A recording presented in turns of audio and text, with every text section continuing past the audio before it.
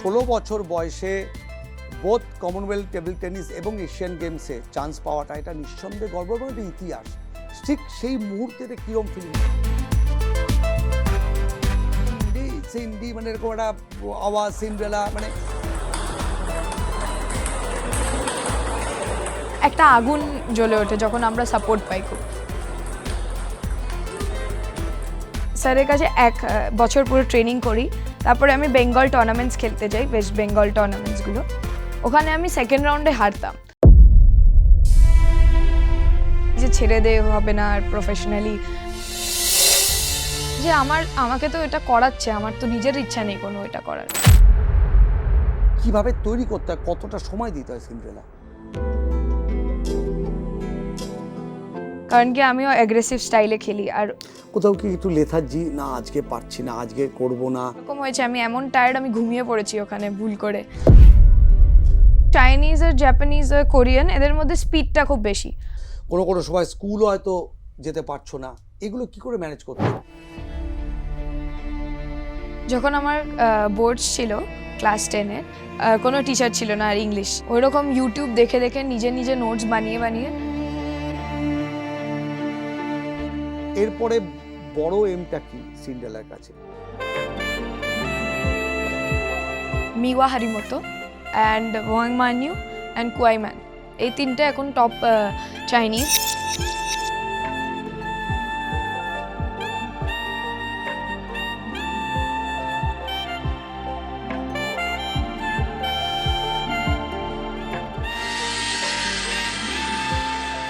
আর তুমি একটা জিনিস হয়তো আমাকে নিয়ে নোটিস করেছো, যে আমি যাই বলছি খুব কনফিডেন্টলি বলছি, কিন্তু অবসর সময় সিন্ড্রেলা কি করে যখন আর খেলতে তো ইচ্ছে করছে না, বা যে একদম খেলবো না, কি দেখে? গান চালিয়ে নাচতে ভাল লাগে, আর সিন্ড্রেলা দিদি বললে আমার খুব ভাল লাগে। এশিয়ান গেমসে যাতে আমরা গোল্ড মেডেল আনতে পারি, ওটাই আমার এখন আপকামিং গোল। সব বেশি ইন্সপায়ার করে এমন কিছু মুহূর্ত? All is well.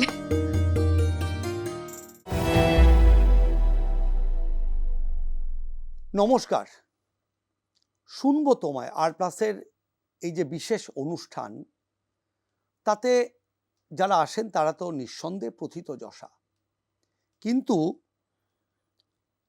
তারা কোন বয়সে এই লেভেলটা অ্যাচিভ করেছেন বা অ্যাচিভ করতে চলেছেন, এটাও তো একটা ফ্যাক্টর। আজকের এই বিশেষ দিনে এই মুহূর্তে যারা আপনারা দেখছেন আর+এর দর্শকরা, এমন একজন ক্যারেক্টার, এমন একজন মানুষ, হিউম্যান বিং এই বাংলার মাটিতে জন্মেছে। এই বাংলার মাটিকে আমরা যে বলি না সোনার বাংলা, আমরা তোমায় ভালোবাসি, সত্যি তো এই মাটি সোনার বাংলা বলেই তো এরকম। দেখুন, সোনা বলতেও তরুণভাবে সারাক্ষণ 22 ক্যারেট বা 24 ক্যারেট আমরা নিক্তিতে মাপি না। আমরা মানুষজনকেও তিনি তার ক্যারেক্টার, তার কার্য, তার কর্ম সব দিয়ে তিনি আদতে একজন সোনা হয়ে ওঠেন। হ্যাঁ, অবশ্যই আজকে যিনি আমাদের অতিথি, তিনি একজন মহিলা, তিনি একজন নারী, এবং খুবই অল্প ছোট্ট বয়স, এখনও 17 হয়নি অফিসিয়ালি। এই যে অগাস্ট মাস, স্বাধীনতার মাস, এই মাসেই কিন্তু তার জন্ম, কিন্তু তার কর্ম দিয়ে এই মুহূর্তে গোটা বিশ্বে তিনি কিন্তু তার যে ক্ষেত্র, তার যে পেরিফেরি, তাতে তিনি নাম্বার 1। যারা ছোট তারা তাকে দিদি বলে ডাকে। অবশ্যই সে আমার কাছে ব্যক্তিগতভাবে আমার কন্যা সম। আমি আর দেরি করাবো না আপনাদেরকে। এই মুহূর্তে যিনি আর+এ ক্যামেরার সামনে রয়েছেন, শুনবো তোমায়, তার কথা আজকে শুনবো, তিনি সিন্ড্রেলা দাস। সিন্ড্রেলাকে আমাদের এই বিশেষ অনুষ্ঠান শুনবো তোমায় স্বাগত, ওয়েলকাম টু আর+। সিন্ড্রেলা, যেটা আমার প্রথম জানার থাকবে প্রশ্ন, এই যে নামটা সিন্ড্রেলা মানে তো একটা রূপকথা, একটা রূপকথার ক্যারেক্টার। তো ওয়েন ইউ বর্ন, এই নামটা কে দিয়েছিল? বাবা কি মা, নাকি তোমার ঠাম্মা, না দাদু? কার থেকে নামটা আসা? নামটা দিয়েছিল পিসি, কারণ কি যখন আমি প্রথমবার ঘরে এসেছিলাম তখন বলেছিল প্রিন্সেস অফ দ্য হাউস, আর তারপরে মা বাবা আমার ওই স্পেলিংটাকে চেঞ্জ করে দিয়েছিল, বলেছিল যে না না সেম কেন রাখবো, কিছু আলাদা ডিফারেন্ট স্পেলিং দেওয়া যায়। তারপরে ওই CINDRELL এর জায়গায় SYNDREL দিয়েছিল, যাতে একটু ইউনিকও হয় আর অথচ মানে একটা মিনিংও আছে যে প্রিন্সেস অফ দ্য হাউস। আপনারা সিন্ড্রেলাকে দেখেই বুঝতে পাচ্ছেন সিন্ড্রেলা কিন্তু এই মুহূর্তে ভারতীয় দলের যে জার্সি, সদ্য কমনওয়েলথ টেবিল টেনিস থেকে চ্যাম্পিয়ন হয়ে ফিরেছে, টুর্নামেন্টটার সেরা সেরা মহিলা খেলোয়াড় হয়ে ফিরেছে এবং তার সঙ্গে একাধিক পুরস্কার নিয়ে আমাদের শুধু কলকাতার নয়, গোটা বাংলার নয়, গোটা ভারতের এই মুহূর্তে গর্ব। সিন্ড্রেলা, আমি একটু ফিরে যাই, ঠিক তোমার কেরিয়ার, তুমি তো প্রচুর দিন ধরে এই সার্কিটে এবং দর্শকরা জানেন, আর যারা জানেন না তাদের জন্য আমাদের এই প্রতিবেদন। দুই বাঙালি কন্যা এই মুহূর্তে কিন্তু ওয়ার্ল্ড নাম্বার 1 সিন্ড্রেলা দাস এবং দিব্যাংশী ভৌমিক টেবিল টেনিসে এই যে জুটিতে লুটি, আপনারা যেমন মৌমা পৌলমীর একটা সময় রাজত্ব দেখেছেন, এই মুহূর্তে আবার দুই বঙ্গতনয়া, দুই বাংলার মেয়ে, সোনার মেয়ে, যদিও একজন কর্মসূত্রে বাইরে থাকেন, তো তার মধ্যে অবশ্যই একজন সিন্ড্রেলা আমাদের সামনে স্টুডিওতে, এবং সিন্ড্রেলার পরনে যে জার্সি এটা কিন্তু সেই গৌরবময় ইন্ডিয়ার ট্রাইকালার জার্সি, যেটা পরে সদ্য সমাপ্ত কমনওয়েলথ চ্যাম্পিয়ন হইল টিম গেম, ব্যক্তিগত ইভেন্ট সবেতে। সিন্ড্রেলা, কতটা টাফ ছিল টুর্নামেন্টটা? মানে অনেক তো টুর্নামেন্ট খেলছো already, but you are till in 16, সো এই অগাস্টে জন্মদিন পালন, জন্মদিনের সময় বাইরে টুর্নামেন্টে থাকছো, তাই তো? তো জন্মদিনটাকে মিস করবে নাকি, মানে এরকম তো প্রচুর জন্মদিন বোধহয় মিস হয় অ্যাজ এ প্রফেশনাল হ্যাঁ, ক্যারিয়ার। লাস্ট ইয়ারও আমি সুইডেনে ছিলাম, আর যেমন কি এটার পরে আমি সুইডেনে আজকেই বেরিয়ে যাব রাত্রে। লাস্ট ইয়ারও আমি ওখানেই বার্থডে একা কাটিয়েছিলাম, মা বাবাকে ভিডিও কলে কথা বলতে হয়েছিল। আর এইবার আমি বার্থডেতে কানপুরে থাকবো, কিন্তু আমি ওটাকে বার্থডে গিফট হিসাবে আমি চ্যাম্পিয়ন হওয়ার চেষ্টা করবো ওই টুর্নামেন্টে, এটাই আমার গোল। আর এই যে কি একাই কমনওয়েলথ খেলে এলে টিমে, তুমি যখন জানতে পারলে, টিম ম্যানেজমেন্ট তোমায় জানালো যে you are the youngest one player, এবং বাংলার টেবিল টেনিসেও 16 বছর বয়সে বোথ কমনওয়েলথ টেবিল টেনিস এবং এশিয়ান গেমসে চান্স পাওয়াটা, এটা নিঃসন্দেহে গর্ব এবং একটা ইতিহাস। ঠিক সেই মুহূর্তে কীরকম ফিলিংস, মানে সেই সময় কোথায় ছিলে, প্রথম খবরটা কে দিয়েছিল, যদি সেই মুহূর্তটা একবার একটু চিয়ারিস করে আমাদেরকে বলো একটু গল্পটা। আমি তখন স্লোভেনিয়াতে এরকম মানে ফোন দেখছিলাম, কারণ কি আমাদের লাস্ট ডে ছিল তখন আমাদের আসার কথা। তারপরে আমাকে স্যার অফিসিয়াল মেলটা গ্রুপে পাঠিয়ে লিখেছিল যে everybody please congratulate সিন্ডি for this huge achievement. তারপরে আমি ওটা থেকে খুব খুশি হয়ে গেছিলাম, কারণ কি আমি ওইটার জন্য এতদিন ধরে ওয়ার্ল্ড র্যাঙ্ক হাই করছিলাম, আর তারপরে এত টুর্নামেন্টস খেলছিলাম এক্সপিরিয়েন্সের জন্য। ইভেন তারপরে আমি সিলেক্ট হওয়ার পর আমি মা বাবাকে ফোন করে জানালাম যে আমি সিলেক্ট হয়ে গেছিলাম। মা বাবা বলছিল হ্যাঁ এটাই তোর সারপ্রাইজ, এটার জন্যই তুই এত হার্ডওয়ার্ক করছিলিস, তো it's a great achievement for you. আর আমি স্যারকেও তখন বললাম, আর স্যারও খুব খুশি হলো। তারপরে তারপরে কমনওয়েলথ চ্যাম্পিয়নশিপসটাই সবার আগে, যেটা আমি খেলে এলাম। এখন আমি যেমন এক্সপেক্ট করেছিলাম ওরকমই ছিল, বাট জেতাটা ওয়াজ লাইক ডিফারেন্ট, আমি বলতে চাই। মানে এটা কি, মানে কথা বলছো কি ঘরের মাটিতে যে বেশি শোল্ডারের প্রতি একটা চাপ, অর্থাৎ আমরা এক্সপেক্ট বেশি করে ফেলি, এইটার জন্য চাপ, নাকি তুমি অনেকটা ঘরের মাঠ বলে লটস অফ স্লোগান, যে তার দিক থেকে সিন্ডি সিন্ডি, মানে এরকম একটা আওয়াজ, সিন্ড্রেলা, মানে এটা কতটা বুস্ট করে তোমাদের খেলোয়াড়দের? প্রচণ্ড, আই মিন যখন সাপোর্ট পাই, যখন ভেতরে একটা পয়েন্ট পাওয়ার পরে আমার নামটা শুনতে পাই, ওটা শুনলে কেমন একটা ভেতর থেকে মোটিভেশন আসে যে হ্যাঁ আরেকটা পয়েন্ট পেতে হবে, আরেকটা পয়েন্ট, নেক্সট পয়েন্ট, তারপরে পয়েন্ট, এরকম পেতে এই জন্যই লাইক ভেতরে মানে একটা আগুন জ্বলে ওঠে যখন আমরা সাপোর্ট পাই খুব। ওই জন্য লাইক আমি যখনই খেলি আমি তখন মাকে বলি যে মা তুমি বেশি করে চেল্লাবে যাতে আমি আর শুনতে পাই, আর আমি যেন আরও ভালো করে খেলতে পারি এক একটা পয়েন্ট। অ্যান্ড দেন অফকোর্স আমার খুব ভালো লেগেছিলো যখন জানতে পারলাম দিল্লিতে হচ্ছে, তো আরও খুশি ছিলাম, কারণ কি আমার ব্যাপারে হচ্ছে কি আমি হোম জায়গায় খুব ভালো খেলি, তো যেমন কি আমি যখন ফার্স্ট টাইম ন্যাশনাল চ্যাম্পিয়ন হয়েছিলাম আন্ডার-17-এ, সেটাও কলকাতাতে হয়েছিল। তো like I feel like home, যখনই আমি হোম কান্ট্রি বা হোম গ্রাউন্ডে খেলি আমি তখন খুব ভালো খেলি। তো তো জনগণ বা পাবলিক সিন্ড্রেলা বলে চিনলে নাকি তোমার যে নিকনেম সিন্ডি সেটা বলে, কোনটা বেশি এবং এই নামটা কোথা থেকে, সার্কিট থেকে আসে? কারণ তোমাদের প্রত্যেকেরই কিছু না কিছু শর্টস নেম থাকে। হ্যাঁ, সিন্ডি তো আমার বন্ধুরা এখন ডাকে, শর্ট নেম। ইভেন কি আমাকে ক্লাবেও কোচেসরা আগে ডাকতো, তারপর থেকে সবাই জানতে পেরেছে সিন্ডি নামটা। অ্যান্ড তারপরে সিন্ড্রেলা নামেই সবাই আমাকে চেনে, আর সিন্ড্রেলা দিদি বললে আমার খুব ভাল লাগে। তাহলে কারোর কাছে সিন্ড্রেলা এখন মোটিভেশন, কারোর কাছে সিন্ড্রেলা এখন ওয়ান অফ দ্য আইকন।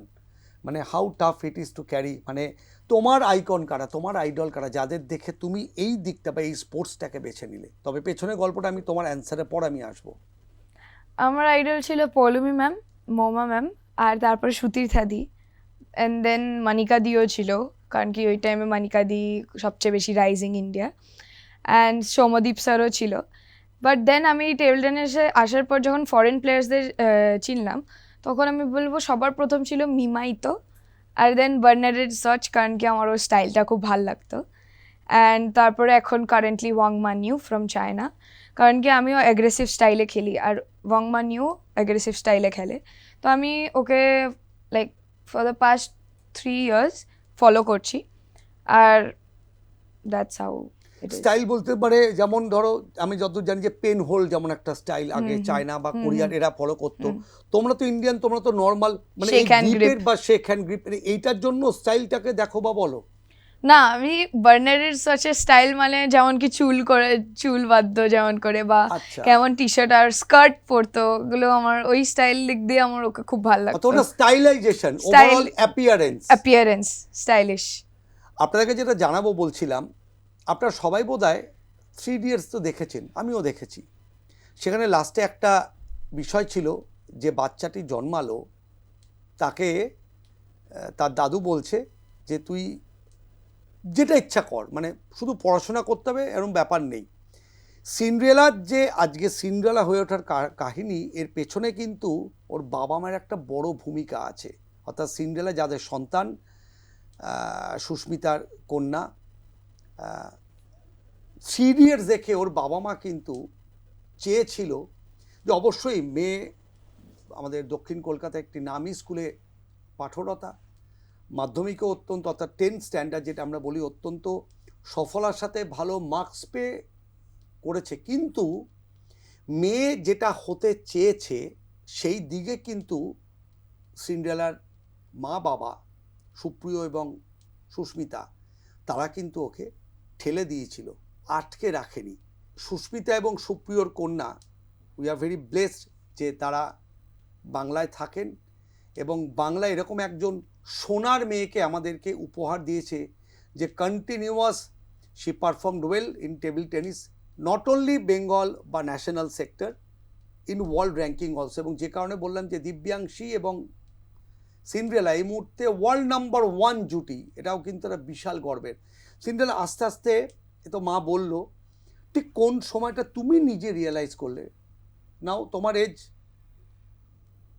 18 দিকে যাচ্ছে, আমরা বলি প্রাপ্ত বয়স্ক, কবি সুকান্ত, এই বয়সটা অত্যন্ত দামাল, অনেক কিছু করতে ইচ্ছা করে, অনেক কিছু জানতে ইচ্ছা করে, but you are still very matured একদম ছোটোবেলার থেকে। ঠিক কোন সময়টা তুমি রিয়েলাইজ করলে যে now I become a Cinderella এবং এইটাই আমার আসল জায়গা টু শো মাই সেলফ, মানে আমি এটাকে নিয়ে ক্যারি করতে চাই? আমি সৌম্যদীপ স্যার আর পৌলমি ম্যামের কাছে যখন 9+8 ছিল তখন জয়েন করি, আফটার ইউটিটি দেখার পর, কারণ কি তখন আমি জানতে পেরেছি যে স্যার একটা একাডেমি খুলেছিল। অ্যান্ড আমার টেবিল টেনিস খেলার খুব ইচ্ছে ছিল, তো মা বলেছিল যে তোকে প্রফেশনালি খেলাবো, কারণ কি আমার মানে আমি যখন আমাকে প্র্যাকটিস করতে বলতো আমি রাজি ছিলাম, আর আমাকে যখন ফিটনেস করাতে নিয়ে যেত আমি রাজি ছিলাম। তো লাইক মা দেখেছিল যে আমার মধ্যে ওই খিদেটা রয়েছে, তো ওই জন্য আমি চেয়েছিলাম টেবিল টেনিসটা খেলতে। তো ওই জন্য আমাকে যখন স্যারের কাছে দেয়, তারপরে আমি স্যারের কাছে 1 বছর পুরো ট্রেনিং করি, তারপরে আমি বেঙ্গল টুর্নামেন্টস খেলতে যাই, ওয়েস্ট বেঙ্গল টুর্নামেন্টসগুলো। ওখানে আমি সেকেন্ড রাউন্ডে হারতাম, বাট স্টিল আমি গিভ আপ করিনি, আর বা আমার মাও বলেনি যে ছেড়ে দে, হবে না আর প্রফেশনালি। তো আমি ওই নিয়েও চালিয়ে দিয়েছি। যে আমি মেডেল পাওয়া স্টার্ট করলাম, তারপর থেকে আমি বুঝেই গেছিলাম যে হ্যাঁ আমার মধ্যে ট্যালেন্ট রয়েছে। আমি একবার গ্রিপ করে নিয়েছি যখন, আমি আর ছাড়বো না এই জিনিসটা। আর তারপর থেকে আমি ডিসাইড করেছি যে হ্যাঁ আমি জানি, আই এম ভেরি শিওর 100% কি আমি টেবিল টেনিসই আমার ক্যারিয়ার হিসাবে দাঁড়াবে, টেবিল টেনিস। আচ্ছা, নর্মাল আমরা যে স্পোর্টসগুলো দেখি, আউটডোর বা ইনডোর স্পোর্টসের ভাগ আছে, যেমন ক্রিকেট, ফুটবল, এগুলো বডি কন্ট্যাক্ট গেম, আবার ব্যাডমিন্টন, যেমন টেবিল টেনিস বা স্কোয়াশ বা বিভিন্ন। এই বডি কোপ আপ বা এই যে স্ট্রেনথেন যেটা বললে যে ফিটনেস, এটা কতটা মানে কি লেভেলে তোমাদের করতে হয় বা কতটা সময় দিতে হয়, তার সাথে বডির যে কারণ তোমার মূলত খেলাটা তো কাঁধ আর হাতের জোর, তার সাথে পায়ের মুভমেন্ট, অর্থাৎ ফিট, আই, হ্যান্ড, পুরোটাই হ্যান্ড আই কোঅর্ডিনেশনের সাথে ফিটটাও কিভাবে তোমাদের তৈরি হতো? কারণ তুমি যে তখন ইন্টারন্যাশনাল সার্কিটে রীতিমতো খেলছো, তার মানে তুমি ওই স্ট্যান্ডার্ডে অলরেডি পৌঁছে গিয়েছো। কিভাবে তৈরি করতে হয়, কতটা সময় দিতে হয় সিন্ড্রেলা? বাইরে থেকে দেখে মনে হয় শুধু হাত আর পায়েরই কাজ, বাট ভেতরের স্ট্রেন্থনিংটা আমরা কেন করি? কারণ কি আমাদের কোরে জোর দরকার, কারণ কি আমাদেরকে বেন্ড হয়ে থাকতে হবে, ওই পজিশনেই থাকতে হবে, নাহলে একটু স্লাইটলি অ্যাঙ্গেলের প্রবলেম হলে বলটা বাইরে বেরিয়ে যাবে, মানে ব্যাটের সাথে কন্ট্যাক্ট করলে বেরিয়ে যেতে পারে। ওই জন্য কোরের স্ট্রেংথ দরকার, অলসো শোল্ডার স্ট্রেংথনিং, অ্যাঙ্কেল স্ট্রেংথনিং, কারণ কি আমার বডিটা আমি হিলে পড়ে গেলে কিন্তু হবে না, আমাকে অলওয়েজ টোতে থাকতে হবে যাতে আমি সুইফটলি মুভ করতে পারি। ওই জন্যই আমাদের স্ট্রেংথনিংটা আর ফুটওয়ার্কটা দরকার। আর ওটার জন্য আমি 1 ঘন্টা একদিন অন্তর অন্তর টাইম দিই, যে একদিন স্ট্রেংথনিং করি, একদিন ফিটনেস করি, আর মাঝখানে যে দিনটা রেস্ট নিই সেই দিনটা হচ্ছে গিয়ে আমি এরকম মানে একদিন জিম করি, একদিন ফিটনেস। তো এরকমই ব্যালেন্স করতে করতে তাহলে দুটোরই ব্যালেন্স থাকে, আর এমন না যে দুটোই ওভার ইউজ হয়ে যাচ্ছে বা এরকম। আচ্ছা, এই যে আমাদের ইন্ডিয়ান প্লেয়াররা এখন আস্তে আস্তে আবার বাইরের সার্কিটে গিয়ে খুব নাম করছে, বাইরের যারা টিম, অর্থাৎ চীন, কোরিয়ার কথা বললে, তাইপেই কথা বললে, তার সাথে আবার তুমি সুইডেন, স্লোভানিয়া এদের কথাও বললে, এই ইউরোপিয়ান স্টাইল আর এই যে আমাদের এশিয়ার মধ্যে চীন, কোথায় ডিফারেন্স, মানে কোথায় গিয়ে ফারাকটা হয়ে যায়? যে চ্যাম্পিয়ন হতে গেলে তো সবাই কাছাকাছি 90%, ওই 90 to 100-এর যে জায়গাটা, এটা কোন জায়গাটা ম্যাটার করে বলে সিন্ড্রেলা ব্যক্তিগতভাবে এখন মনে করে পার্সোনালি? স্পিড বলতে গেলে, স্পিড আর ভেরিয়েশনস। বাট এশিয়ানরা খুব একটা রোবোটিক স্টাইলে খেলে, লেকিন ওদের স্পিডটা এতটাই বেশি যে কেউ ম্যাচ করাতে পারবে না। ওই মানে ফর এক্সাম্পল কোরিয়া, চায়না, এদের খেলাটা যতটাই সিমিলার প্যাটার্ন মনে হয়, লেকিন কেউ ওদের সাথে ওকে হারাতে কেন পারবে না? কারণ কি ওদের স্পিডটা আর অ্যাঙ্গেল ভেরিয়েশনসটা খুব ডিফারেন্ট। ইউরোপিয়ানরাও পারে স্পিড আর স্পিন, বাট ইউরোপিয়ানদের মধ্যে আমি বলবো যে বেশিটা ভেরিয়েশনসে আছে, লাইক কতটা স্পিন দিচ্ছে বা কতটা লেন্থে মারছে বলটাকে। আর কিন্তু চাইনিজ আর জাপানিজ আর কোরিয়ান, এদের মধ্যে স্পিডটা খুব বেশি, আর ওরা খুব কুইক, আর কোথায় মারছে ওটা they are like very sure where they are hitting and they know where they will get points, এরকম ওদের প্ল্যানিংটা খুব অ্যাহেড। এর সাথে পাওয়ার কতটা, মানে ইমপ্লিমেন্টের পাওয়ার কতটা জরুরি? এই যে খুব দ্রুত নড়াচড়া করতে হচ্ছে তো কোর্টের এক কোর্ট থেকে অন্য কোর্টে, এবং যখন তোমরা ডবলস খেলো তখন তো মারাত্মকভাবে শিফট করতে হয়। পাওয়ার এক্ষেত্রে এই যে তুমি বললে যে স্ট্রেংথ, মানে শোল্ডারের স্ট্রেন্থেনিং, তার সঙ্গে hand and core and everything, power কতটা জরুরি ওখানে? ওটা বল হিসাবে, মানে হয়তো শর্ট বল এলো, মানে বা আমি হয়তো অনেক পিছনে দাঁড়িয়ে আছি, ওটাকে আমি জোরে মারতে গেলে বলটা বেরিয়ে যাবে।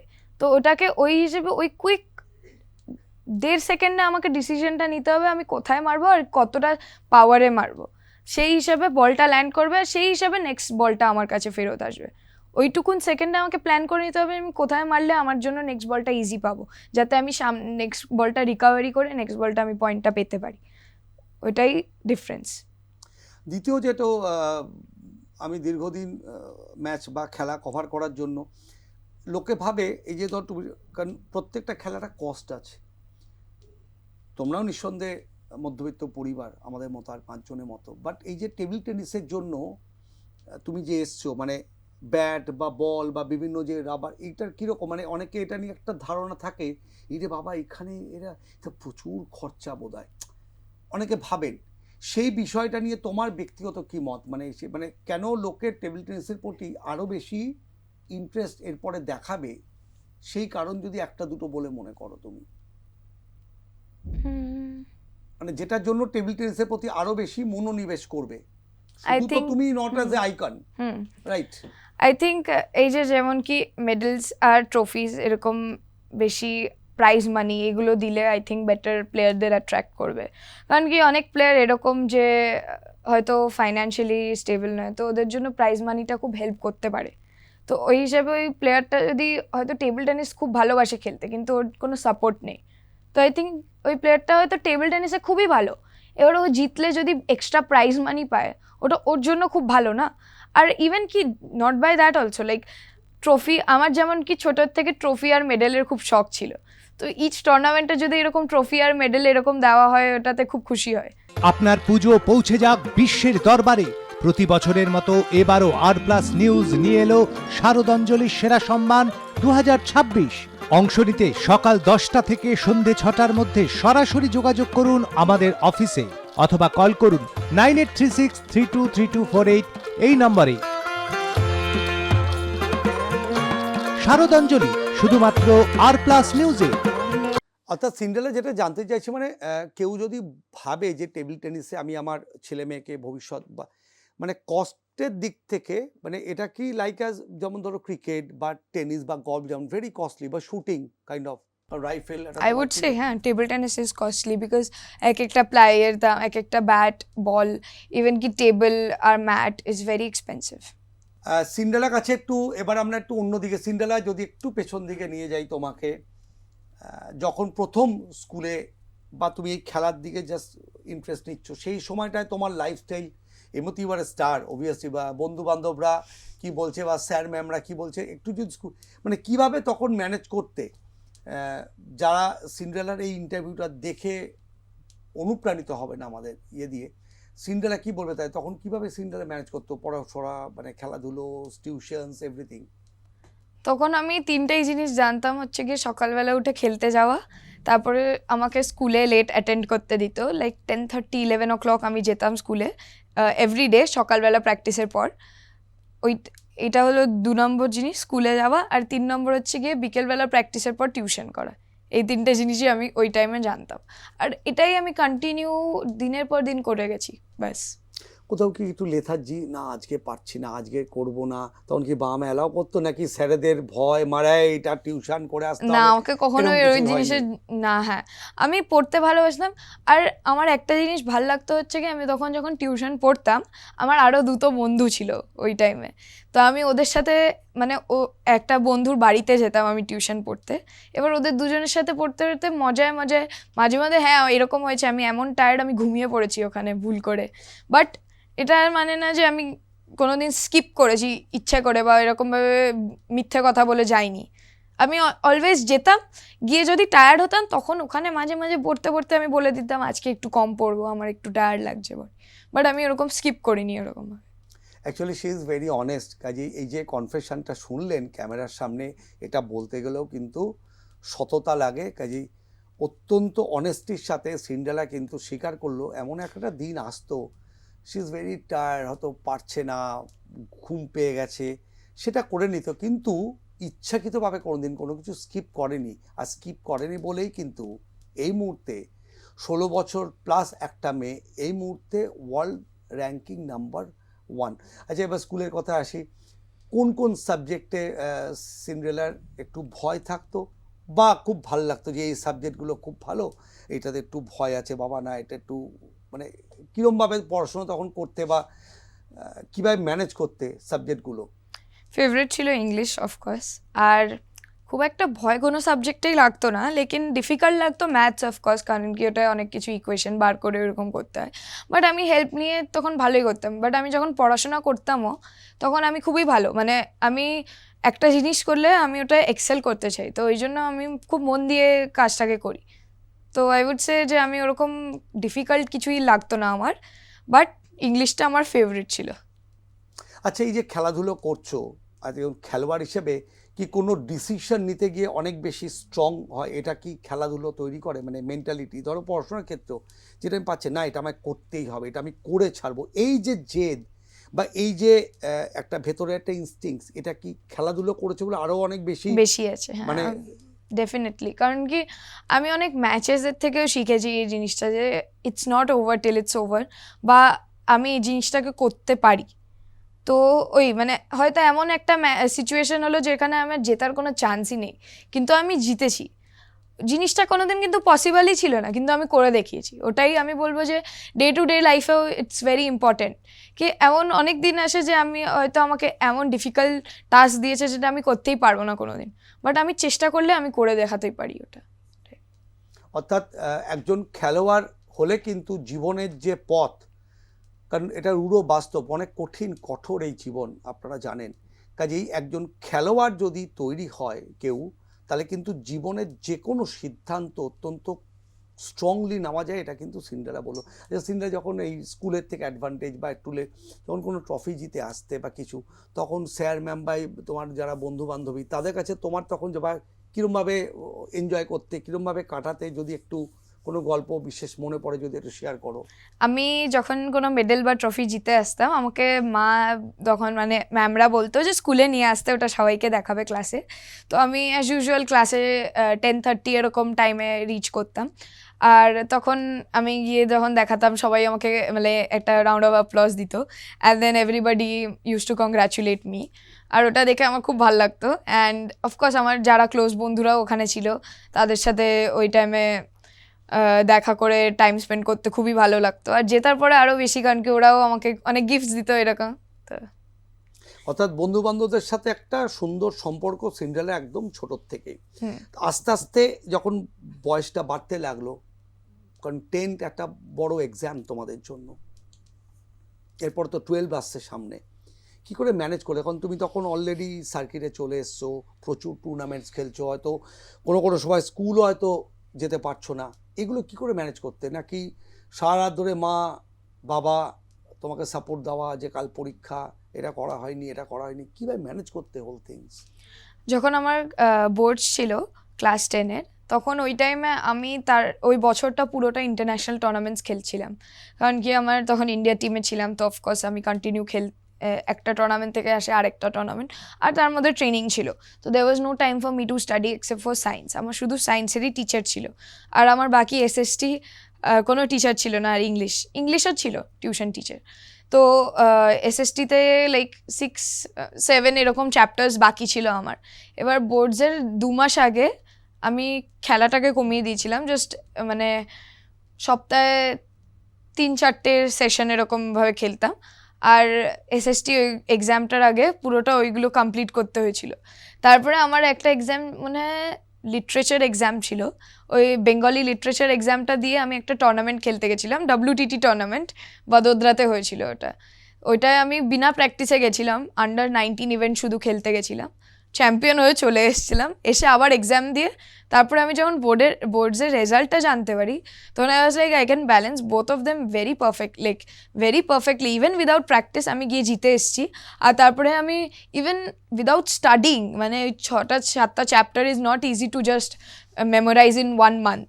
ওইরকম ইউটিউব দেখে দেখে নিজে নোটস বানিয়ে ইভেন কি আমাকে কেউ মানে ওরকম অফকোর্স হেল্প করছে, বাট আমি নিজের নোটস বানাচ্ছিলাম, হাইলাইট করছিলাম, ওটাকে কন্টিনিউ মেমোরাইজ করছিলাম, ইউটিউব থেকে সামারি নিচ্ছিলাম। I managed very well.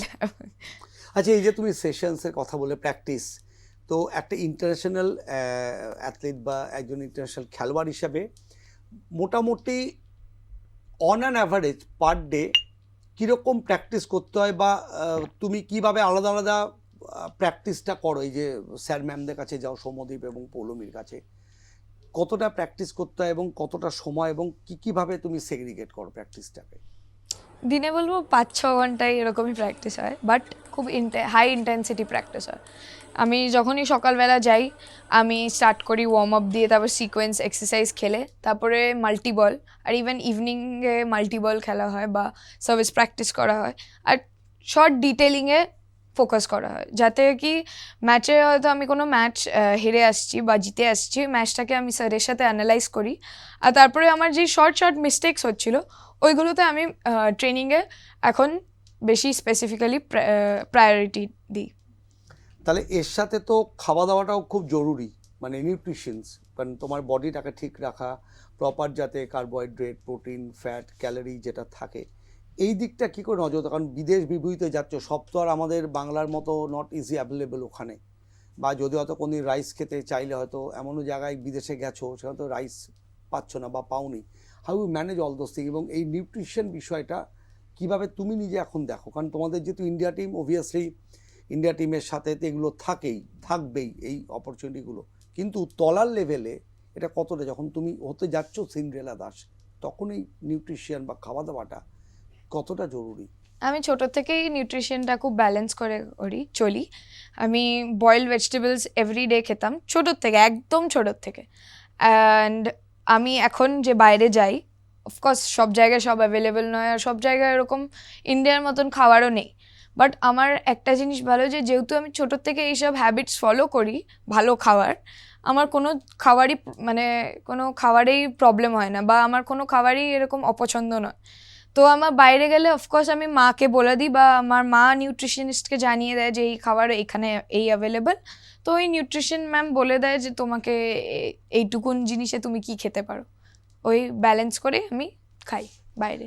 অর্থাৎ টুর্নামেন্টে জেতার জন্য এই যে ব্যালেন্স ডায়েট, নিজেকে ফিটনেস রাখা, এইগুলো তো সাংঘাতিকভাবে ওতপ্রোত, মানে প্রত্যেকের সাথে একটা কানেকশন।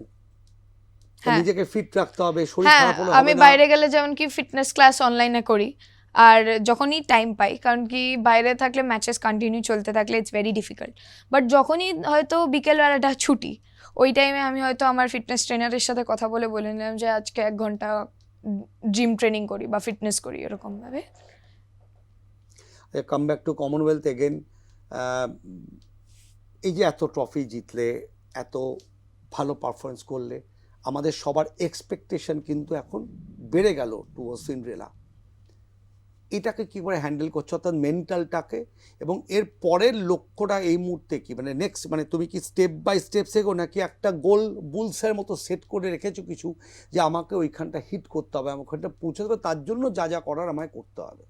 হ্যাঁ, আমি বলবো সেকেন্ড অপশনটা, যে আমি একটা পার্টিকুলার গোল দিয়ে রেখেছি, বাট অফকোর্স আমি শর্ট টার্ম গোলসও অলওয়েজ ফলো করি, কিন্তু আমার একটা পার্টিকুলার, মানে হয়তো এই বছরের একটা বিগ গোল দিয়ে রেখেছি যে এশিয়ান গেমসে আমি মেডেল আনবো। ওইটাই হচ্ছে কি, ওই করে শর্ট টার্ম গোলস দিয়ে আস্তে আস্তে এই টুর্নামেন্টে ভালো খেলবো, আর এই টুর্নামেন্টে চ্যাম্পিয়ন হবো, এইরকম করে। তো এবার আমার এখন আপকামিং গোল হচ্ছে গিয়ে ইউরোপ স্ম্যাশ খেলতে যাচ্ছি, ওখানে যাতে আমি সিনিয়রে খুব ভালো খেলতে পারি, আর ইউথ স্ম্যাশে যাতে আমি চ্যাম্পিয়ন হতে পারি, অ্যান্ড তারপরে এশিয়ান গেমস আসছে, এশিয়ান গেমসে যাতে আমরা গোল্ড মেডেল আনতে পারি, ওটাই আমার এখন আপকামিং গোল। মেন্টালি তার জন্য কি করে সিন্ড্রেলা দাস? মেন্টালি আমি ট্রেনিং করি, আর আমার যে মেন্টাল ট্রেনার, মানে কোনো কাইন্ড অফ জিম তো করেই, সরি, যোগা বা মেডিটেশন, এটা কতটা তোমাদের ইন্টারন্যাশনাল লেভেলটায় তোমাদের লাগে?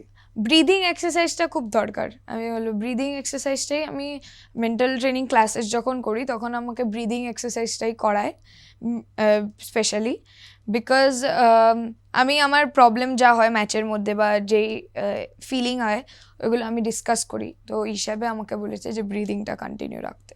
তো যখন কোনো র্যালি চলে তখন কি একদম কার্যত মানে নিঃশ্বাস নেওয়ারও জায়গা থাকার, মানে এত কুইক, বা এত যেটা বললে 1 সেকেন্ডেরও ভগ্নাংশ কম সময় তোমাকে একটা সিদ্ধান্ত নিতে হচ্ছে যে বলটা আমি কোথায় মারবো এবং কতটা জোরে মারবো এবং কোথায় প্লেস করবো, এটার জন্য হ্যাঁ, ওই অ্যাড্রেনালাইন রাশটা যে থাকে, ওটার মধ্যে এক্সাইটমেন্ট, নার্ভাসনেস সব একসাথে আসে, তো ওইগুলোকে কন্ট্রোল করার জন্যই আমি যাতে আমার যা ইমোশন হচ্ছে বা আমি যা ফিল করছি যাতে আমার কন্ট্রোলে থাকে, ওই জন্যই ব্রিদিংটা করা ইম্পর্টেন্ট। কারণ কি, for example, best of 5 match 2-all 9-all চলছে, ওই টাইমে অফকোর্স আমার দুটো জিনিস হতে পারে, একটা হচ্ছে কি নার্ভাস থাকতে পারি, 3টে জিনিস, নার্ভাস, স্ট্রেসড বা এক্সাইটমেন্ট, এই 3টের মধ্যে ওইগুলো যাতে আমাকে খেলার টাইমে এফেক্ট না করে, ওই জন্যই মেন্টাল এক্সারসাইজটা করে ওটাকে ইগনোর করা বলতে গেলে, যাতে ওইটা আমি না ভাবি ও যে এখন হয়তো আমার 9-all আমার সার্ভিস এরকম হাত কাঁপছে বা এরকম ফিলিং যাতে আমার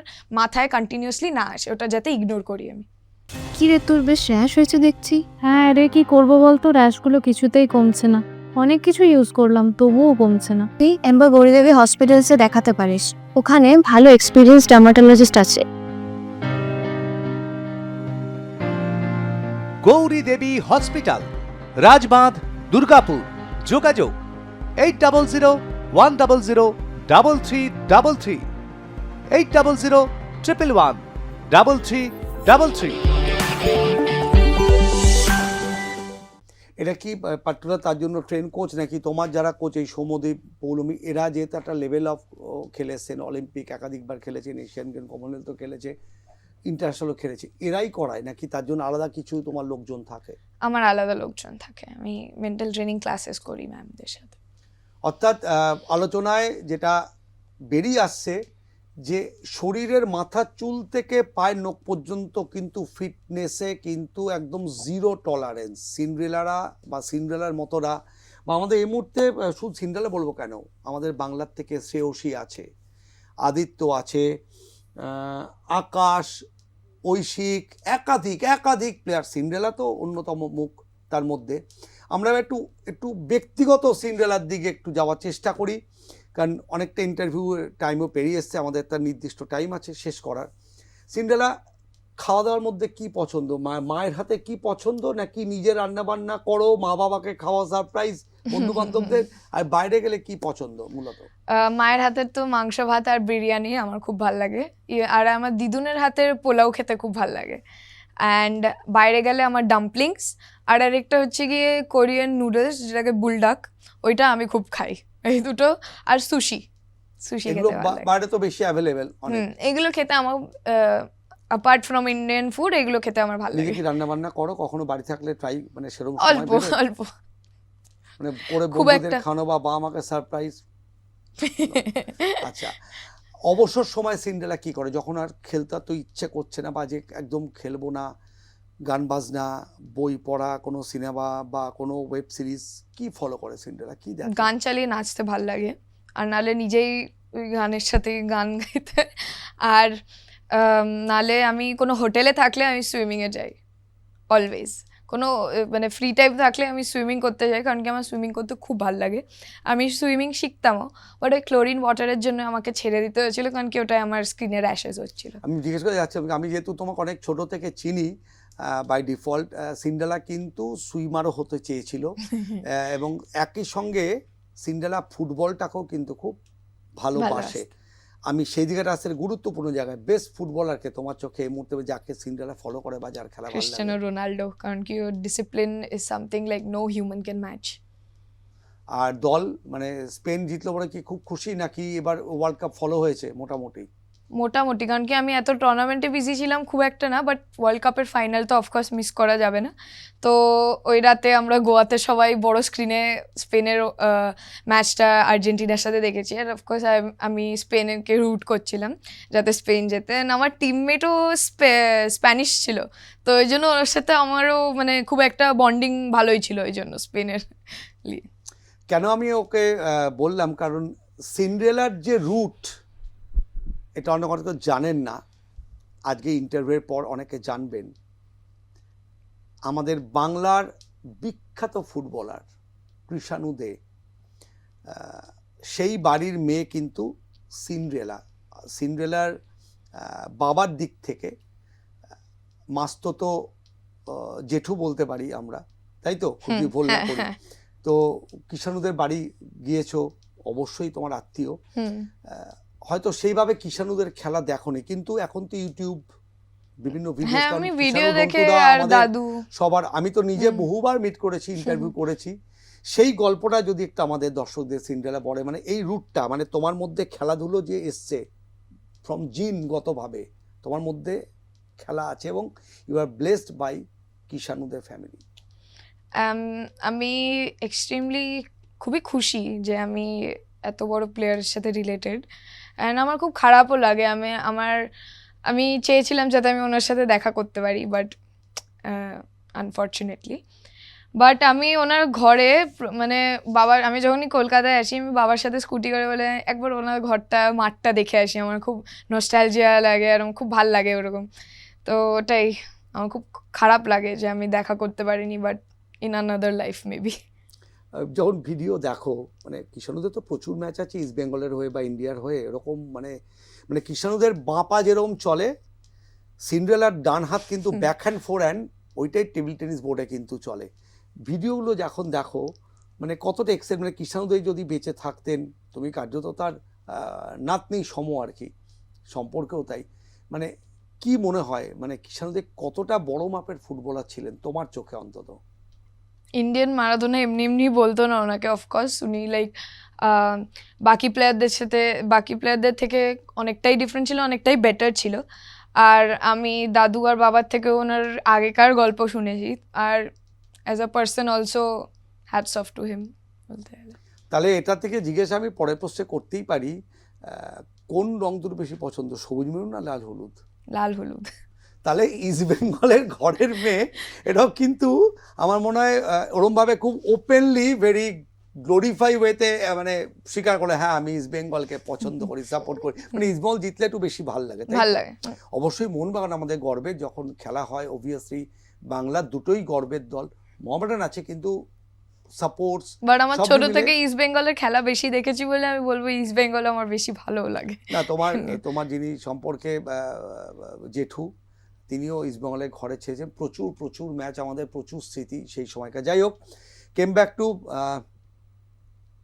এরপরে বড় এমটা কি সিন্ড্রেলার কাছে, মানে বিগ এমটা কি লাইফের? Table tennis career, now you are such a level যেখান থেকে তুমি সবটা মোটামুটি এখন বুঝতে পারছো, মানে ইউরোপিয়ান স্টাইল, লাতিন আমেরিকার যারা খেলে, বিশেষ করে Chinese Taipei, China, Korea, they are very fast. So তোমার যে অ্যাগ্রেশন লেভেল আমরা যেটা ফলো করেছি, you are very aggressive kind of nature player, তার সঙ্গে তোমার নিজস্ব একটা স্টাইল তুমি ক্যারি ফরওয়ার্ড করেছো। নেক্সট স্টেপটা কোথায়, মানে এখান থেকে যে সিন্ড্রেলা এবার ঝাঁপ মারবে বা ইন্টারন্যাশনালি, যেমন শরৎ কমল বা একটা জায়গায় বা কিছুটা মৌমা পোলমিও পৌঁছেছিল, তোমরা হচ্ছে জেনজি লেভেল পড়াশোনাটা যেমন করছো, এর সাথে সাথে টেবিল টেনিসেও কিন্তু একটা জায়গায় তো এই জাম্পের জায়গাটা সিন্ড্রেলা কি ভাবছে এখন?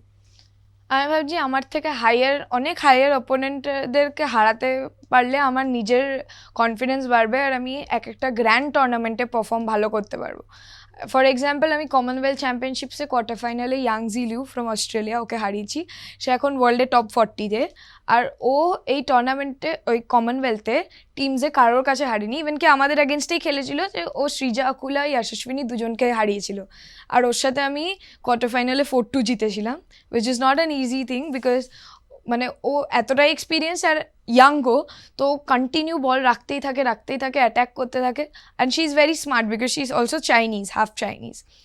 তো ওর সাথে জেতার পরে আমার যেমন কি কনফিডেন্সটা অতটা হাই এসেছিল, ওরকমই আমি বিলিভ করি যে আমি এরকম আস্তে আস্তে এরকম হায়ার র্যাঙ্ক প্লেয়ারদের সাথে জিততে আমি আরও বেটার পারফর্ম করব।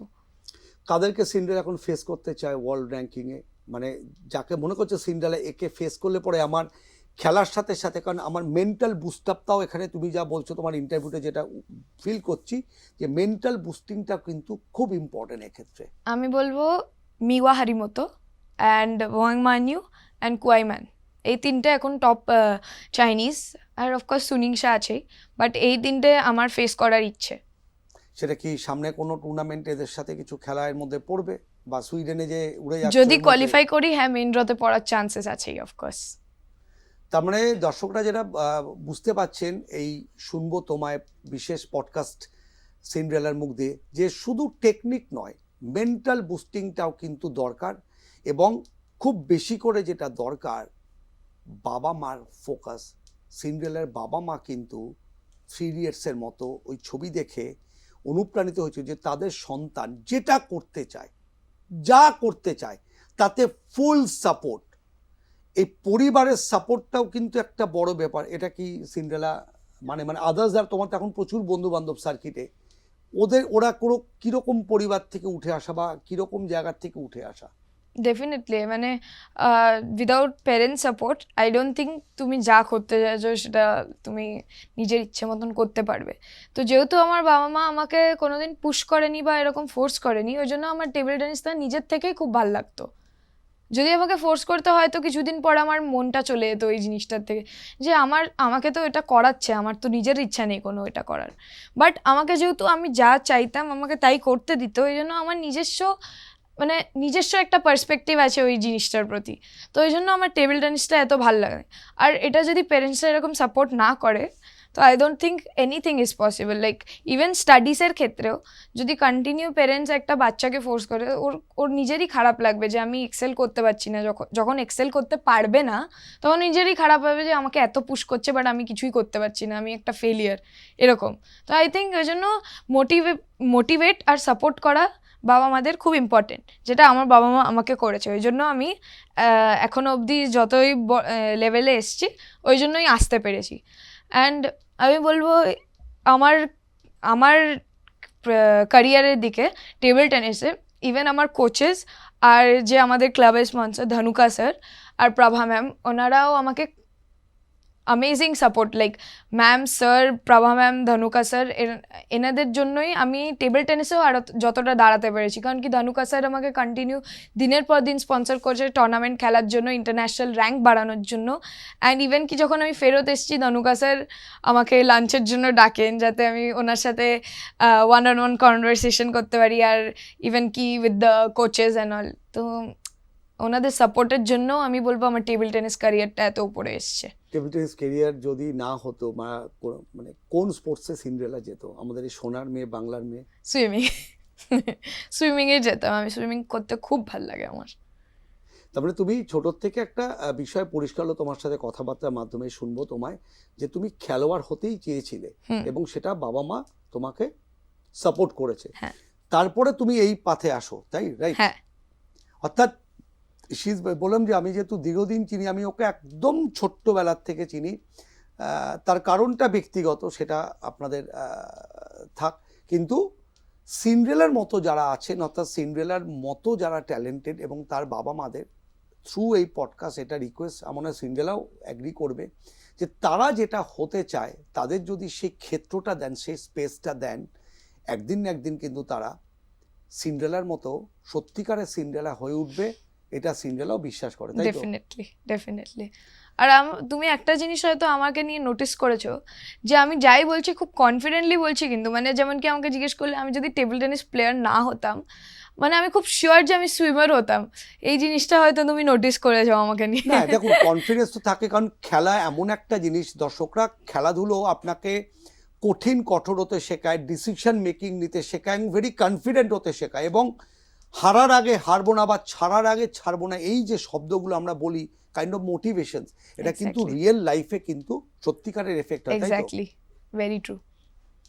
আর আমাদের আরপাশের দর্শকদের জন্য, বা তোমাকে যারা এই মুহূর্তে ফলো করছে বা আইকন বানাতে চাইছে, তাদের জন্য কুছ special tips from your side?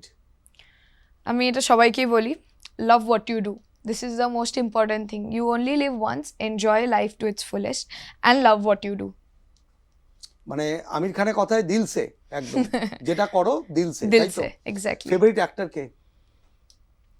Hindi ছবি দেখা হয়, দেখো? দেখি, হ্যাঁ, অনেক তো আছেই, বাট ছোট থেকে আমার আলিয়া ভাট, বরুণ ধাওয়ান এদেরকে খুব ভালো লাগতো। আচ্ছা, বাংলা ছবি? বাংলা ছবি খুব একটা, মানে পুরোনো দিনে উত্তম, সুচিত্রা, খুব কিচ্ছু একটা দেখা হয় না। নতুন দিকে দেব, রুক্মিণী, কোয়েল। দেব তো হ্যাঁ, দেব তো একদম ছোটবেলা থেকে। দেব, আশা করি এটা শুনে দেবেরও মনে হয় ভালো লাগবে যে সিন্ড্রেলার মতো একজন ইন্টারন্যাশনাল তারকা, বাংলার মেয়ে কিন্তু দেবের ছবিকে লাইক করে, কারণ দেবের অনেক রিতাল ছবি প্রচুর ভালো খাটছে। আর এমনি কাইন্ড তো সবই আমরা শুনলাম, গান বাজনা অত্যন্ত ভালোবাসে, শোনে, ইন্দো পপ সবই শোনে। কাজেই আমাদের ঘড়ির সময় বলছে যে সিন্ড্রেলাকে এবার ছাড়তে হবে স্টুডিওর থেকে। তবে আমরা যতটুকু সময় আমরা সিন্ড্রেলাকে পেলাম তার জন্য সিন্ড্রেলা অসংখ্য ধন্যবাদ। আমাদের কথায় রাজি হয়ে, যে কলকাতায় খুব অল্প, মানে 48 ঘন্টার জন্য সিন্ড্রেলা কিন্তু কমনওয়েলথকে মানে খেলে এসে আসেনি, বিদেশে চলে যাচ্ছে, এবং অবশ্য করেই এই অগাস্ট মাস ওর জন্মদিনের মাস। কাজে আমাদের থ্রু এই পডকাস্টিং এন্টায়ার R+ ফ্যামিলির তরফ থেকে সিন্ড্রেলাকে অ্যাডভান্স হ্যাপি বার্থডে। সিন্ড্রেলা ভালো থাক, সিন্ড্রেলা সুস্থ থাক, এবং আমাদেরকে আরও বেশি প্রাউড, অনেক বেশি করুক, গোটা বাংলাকে করুক, গোটা ভারতকে করুক। এবং শেষে আমি রিকোয়েস্ট করব আমাদের ক্যামেরা পার্সন যারা আছেন, এই মুহূর্তে R+এর স্টুডিওয় কিন্তু সিন্ড্রেলার যে প্রাপ্ত সেই ট্রফি এবং সিন্ড্রেলার যে মেডেল দেখতেই পাচ্ছেন। আমি সিন্ড্রেলাকেও রিকোয়েস্ট করব, এই সেই মেডেল কিন্তু ও নিয়ে এসছে আর প্লাসের দর্শকদের দেখানোর জন্য এবং থ্রু আর প্লাস গোটা বাংলা, কারণ এই মুহূর্তে ওর পক্ষে সম্ভব হচ্ছে না সবার কাছে যাওয়া বা সবাইকে দেখানো। তো যদিও অত্যন্ত অল্প সময়ের জন্য সিন্ড্রেলার আসা এবং এই যে ট্রফি দেখতে পাচ্ছেন সমস্ত কিন্তু এটা যেমন রয়েছে the best player of women, এই ট্রফিটাও কিন্তু সিন্ড্রেলা আমাদের জন্য নিয়ে এসে এবং সিন্ড্রেলা নিজেও দেখাচ্ছে রানার আপ ওমেন সিঙ্গলসে এবং ডাবল সেট ট্রফিটা কিন্তু সত্যি বেশ বড় এবং ভারী, আমারই তুলতে কষ্ট হচ্ছে। দেখুন উইনার লেখা আছে ডাবলস, এই ট্রফি কিন্তু সিন্ড্রেলা আমাদের জন্য নিয়ে এসছে। তাতে আমাদের ভারতের নাম উজ্জ্বল করেছে, আমাদের বাংলার নাম উজ্জ্বল করেছে এবং আর ইভেন কি টিমের প্রাইসটাও রয়েছে, বাট ওটা টিমের প্রাইসটাও আছে, টিমের ওরা তো হ্যাঁ ফেডারেশনের কাছে আছে, বাট সেম। কাজেই একই জিনিস। কাজেই সিন্ড্রেলার মতো এরকম একজন ইন্টারন্যাশনাল তারকা, জাতীয় তারকাকে পেয়ে আমরা যে খুব খুশি। হ্যাঁ, আমাদের বিশেষ রিকোয়েস্টে সিন্ড্রেলা এবং সিন্ড্রেলার ফ্যামিলি এসছেন আর প্লাসে, তার জন্য তো সিন্ড্রেলার সামনেই বার্থডে, তার জন্য এন্টায়ার আর প্লাস টিমের তরফ থেকে আমরা ইন অ্যাডভান্স হ্যাপি বার্থডে সিন্ড্রেলাকে। সিন্ড্রেলা ভালো থাক, সিন্ড্রেলা সুস্থ থাক এবং আমাদেরকে আরও অনেক বেশি এরকম মুহূর্ত দিক, ভালো মুহূর্ত দিক, যেখানে আমরা গর্বের সাথে বলতে পারি যে আমাদের বাংলার সোনার মেয়ে। এবং সিন্ড্রেলার এই জার্নি জারি থাকুক এবং আমাদের স্টুডিওতে আসার জন্য অসংখ্য, আপনারা এই ট্রফিগুলো দেখলেন, আমরা দেখালাম আপনাদের এবং একরাশ শুভেচ্ছা নিয়ে সিন্ড্রেলা এবার ইন্টারন্যাশনাল সার্কিটে উড়ে যাচ্ছে, তারপরে ন্যাশনাল খেলেই তারপর কিন্তু সেই কাঙ্ক্ষিত এশিয়ান গেমস, যেখানে সিন্ড্রেলা মুখিয়ে আছে মেন্টালি ফিজিক্যালি নিজেকে উজাড় করে দেওয়ার জন্য। আমি বলবো আজকের এন্ড পার্টটা সিন্ড্রেলা তুমি তোমার মুখ দিয়ে মানে কোনো কিছু একটা বলে বা যেটা তোমার ভাল লাগে, কোনো এমন কোনো ডায়লগ বা এমন কোনো গানের দুটো লাইন দিয়ে তুমি যদি শেষ করো, আমার মনে হয় এটা খুব ভালো হয়, যেটা তোমাকে সব বেশি ইন্সপায়ার করে, এমন কিছু মুহূর্ত যেটা জন্য তুমি সব থেকে বেশি ইন্সপায়ার হও। All is well, all is well বলবো, কারণ কি এটা আমার পেরেন্টস আমাকে ছোট থেকে বলছে যে no matter how hard life gets everything will be all right, তো অল ইজ ওয়েল। আশা করবো সিন্ড্রেলার এই কোট, এই যে সিন্ড্রেলার মুখের যে শব্দ বাণী, তাতে আরও অনেক বেশি সিন্ড্রেলারা এটা শুনবে, দেখবে, অনুপ্রাণিত হবে। আজকের এপিসোড শুনবো তোমায় আপাতত এখানেই শেষ করছি। পরবর্তী আবার কোনো এপিসোডে আপনাদের সাথে আমাদের দেখা হবে। ততক্ষণ দেখবেন আর প্লাস, শুনবেন শুনবো তোমায়। ভালো থাকবেন, নমস্কার।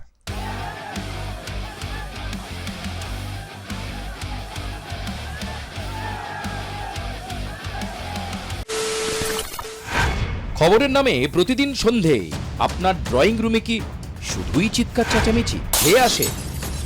বিতর্কের নামে চলে গালাগালি আর কাদা ছোড়াছুড়ি।